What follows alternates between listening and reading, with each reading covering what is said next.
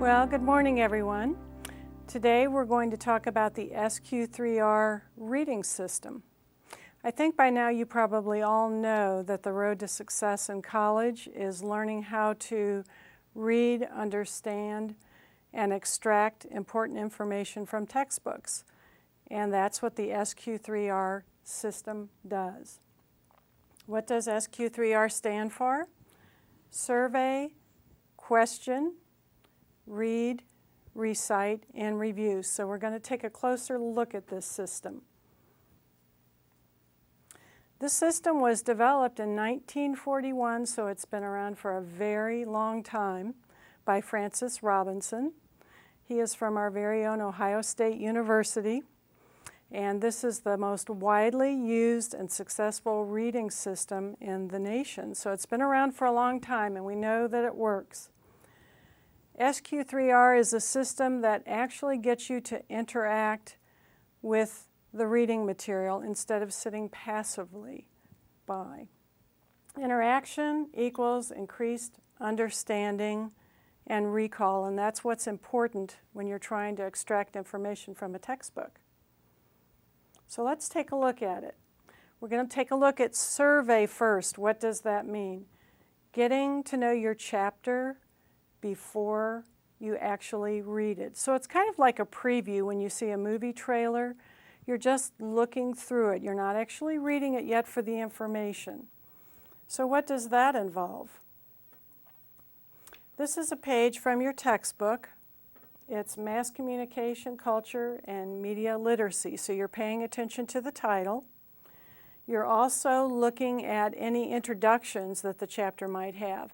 In this particular book, the introductions are actually very user-friendly. They're scenarios that might get you interested in reading the chapter because they're about people just like you. So they kind of draw you into the world of media. The learning objectives you can see on this page also tell you what the goals of the chapter are. So these are the things that you should know by the time that you end your reading. We have headings and subheadings in chapters, and you're just scanning those. You're just looking at how the information is being organized, so you're not paying a great deal of attention yet to any of the reading. You just want to see how it's organized. You want to look for the progression of one point to another when you're looking at titles and headings. Pictures are a very important part of any textbook. You'll notice in this particular book they're using photographs and pictures from things that probably college students would be very familiar with. I think the top one is that American Dad? And the bottom one is Avatar. So they're both very, very popular films that have been out on television and the movies. You want to pay attention to illustrations such as this because your brain actually remembers pictorial events better than the text. So these really support whatever text you're reading. Look at the charts and graphs because they'll provide information for you using very little text. So again, it's very pictorially friendly. It offers your brain another way to pick up information rather than just reading words. Now you've got pictures and a few words to go along with it. Study aids are usually provided at the end of the chapter. Every textbook is different. This particular one has a series of points, review points that have been provided, as well as some vocabulary that's been provided, as well as questions. So every textbook will differ on what is occurring at the end of the chapter, but don't pass it up because it allows you to review. Now that you have kind of an idea of what the chapter looks like, the next step is to divide the chapter up into sections before you start reading. So you're going to do this because to sit down and read an entire chapter in one sitting really puts a lot on your brain as far as the information you're taking in and trying to remember at one time. So it really would be better if you divide your chapter up into sections, take one section at one sitting, then at another sitting go to another section. Don't overwhelm yourself with your reading all at one time because you're not going to be able to remember it. Create a chapter guide on a 5x8 index card. I've got a chapter guide index card with me right now. So this is what they look like. It's just a typical index card. I've turned it actually on the blank side.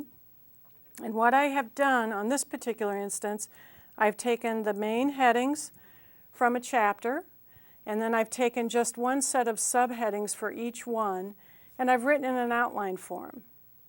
Now this card should stay with you when you're reading the chapter, so you place it down on the table along with the book so that you can view the progression of the chapter as you're reading instead of getting lost in the pages and forgetting what one heading is doing and leading to another.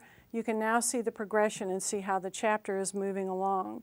Remember, the key to understanding information is gaining meaning from it.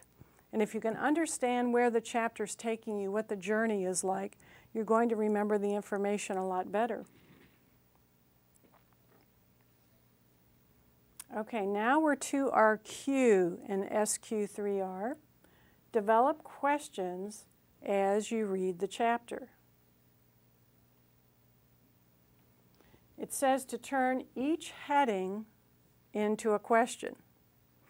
So you have a lot of headings in every book. You want to look at those headings and turn that into a question instead of reading it as a statement. Sometimes textbooks will do that for you. Oftentimes they do not. So it's important to state it as a question because you start then searching when you're reading for an answer rather than just being a passive reader.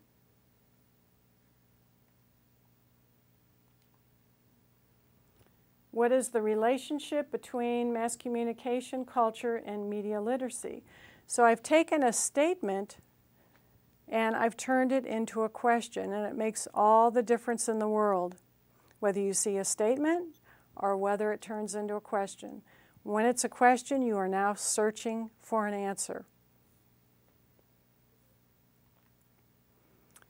Pay attention to the bolded words and add additional questions as needed. So that heading that you're turning into a question, that's going to be a good start, but occasionally there will be other important information in the paragraph or paragraphs that follow that you will want to address. So you can add additional questions in the margin of the book. Now, if your margin isn't big enough, you can use Post-it notes and put them on the page, or if you'd like, if you can't write in the book at all, then you can take your questions and put them on a piece of notebook paper. So in this case, we're looking at the word interpersonal communication. That's one of the vocabulary words, so we wanted to make sure that we paid attention to that. So we're going to write what is interpersonal communication, and then what we're going to do is highlight the key parts that answer that. So you'll notice in this picture, you're not highlighting the whole paragraph, you're not highlighting the entire sentence, just the key words. So your highlighting is really going to be kept at a minimum. It really defeats the purpose if you highlight too much.